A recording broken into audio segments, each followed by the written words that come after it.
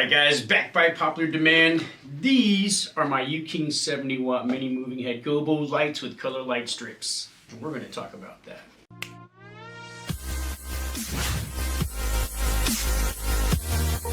What's up guys, DJ Mike James here. Like I said, back by popular demand.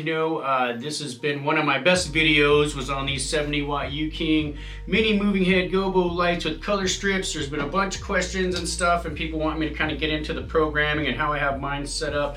And plus a lot of people are having trouble finding the instructions for these, so I have my instructions here. We're going to go ahead and take pictures of this or whatever we're going to do and get that posted up too on this video. So any of you guys that are struggling to find the instruction manuals for this particular light, we're going to go ahead and help you out with that too.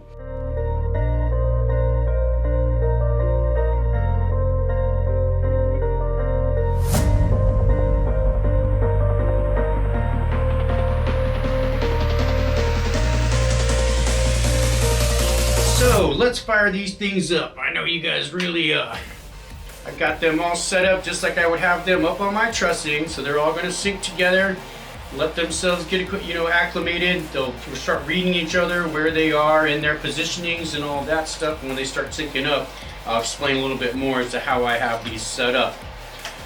You'll see that this one is my master. These two are paired together. These two are paired together.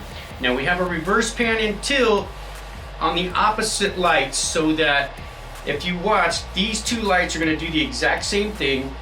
These two lights are going to do the exact same thing, except they're going to be reverse of each other, which is actually a really cool function in these. I've been having some trouble the way I've been positioning these on my trussing, trying to keep that the lighting out up on the dance floor. But I think I changed the show in these. I still left them on sound active. And if I tap them, they're still getting used to each other, so we'll give them a couple minutes. Alright guys, so as we're going through these lights, they do have quite a few functions in them. There's 3 different shows in them, I believe, which again, I'll get this up on there for you. I have these units numbered on the bottom and on their clamps as 1, 2, 3, and 4. And that's how they go up on my truss every time, so that I have the same 2 paired up at all times. I will go through this with you. I'm not going to change too much of the functions in the lights like right here, but I am going to tell you like how I did it.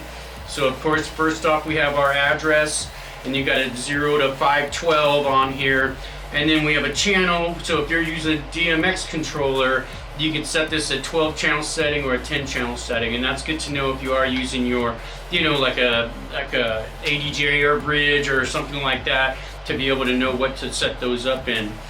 And then our SL&D mode, we got an auto host mode, an SL1 console mode, and an SL2 secondary mode.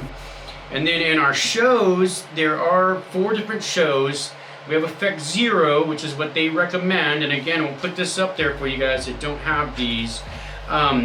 They're recommending that, which really the light just kind of does whatever it wants. On show 1, tended to keep the lights a little more behind me. Like I said, I do have these in sound active.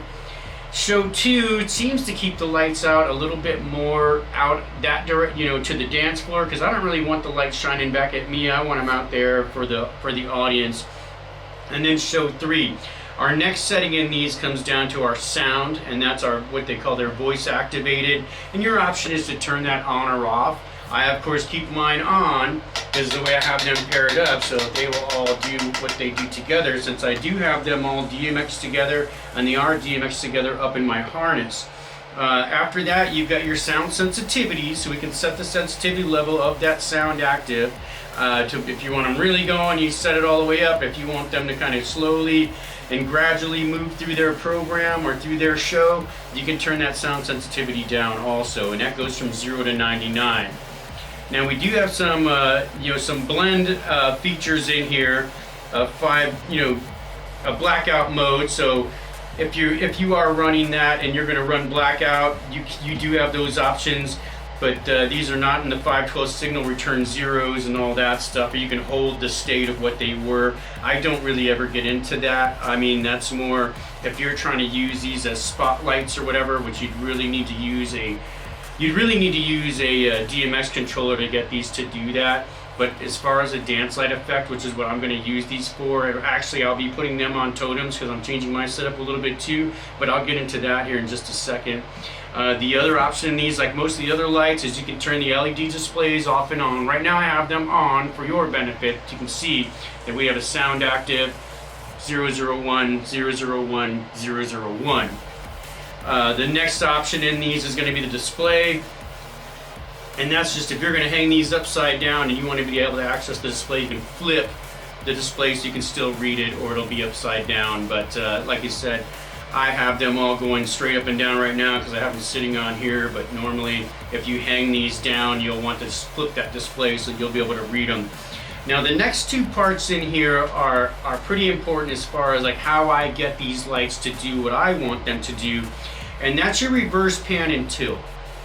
So when I have these DMX together, they're all going to go off of my master. As you can see, these two are paired up, these two are paired up.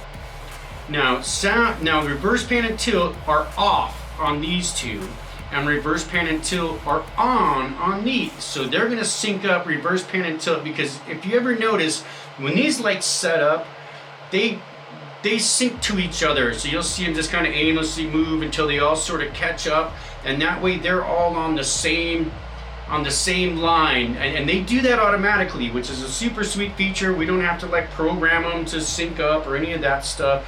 They're going to do that automatically. So when you go into your master and this one, and you have the choice to turn these off or on, but whatever you do to these two, reverse it on these two. So if you would turn these either off or on, they're going to sync up reverse pan and tilt. These are going to run their regular show, and they're going to look like they're actually juxtaposing each other, and that's the effect that I really like out of these. And I'm going to start using these on totems, so I'm kind of considering, I think I might just either use two that are set up the same, or use the two that are already reversed, and that way I don't really have to mess with that adjustment too much when I get them up on the totems. But I will get into that here in just a second. Again, 70 watt with the color wheel. I do love these lights.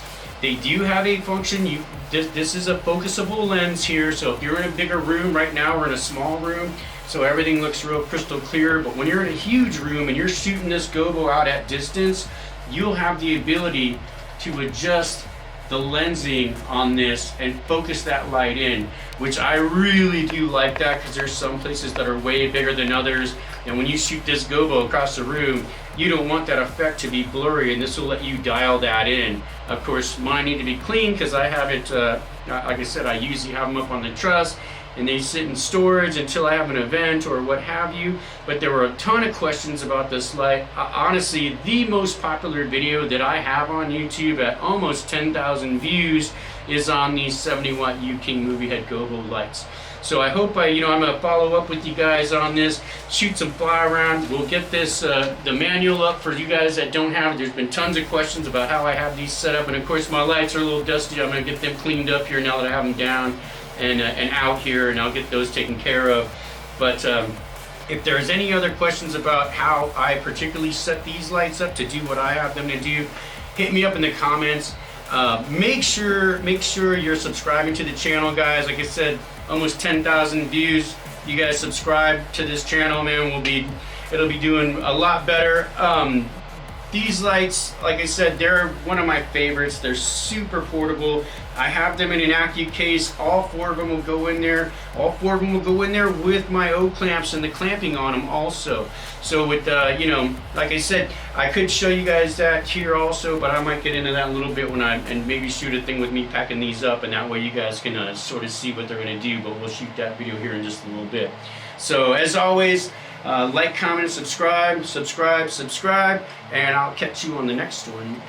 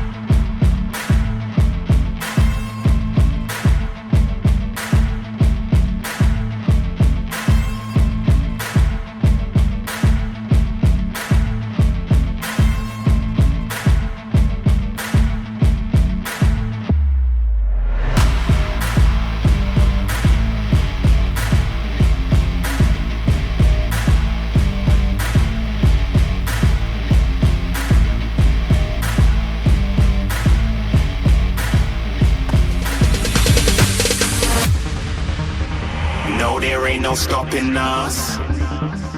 Fly without boarding pass.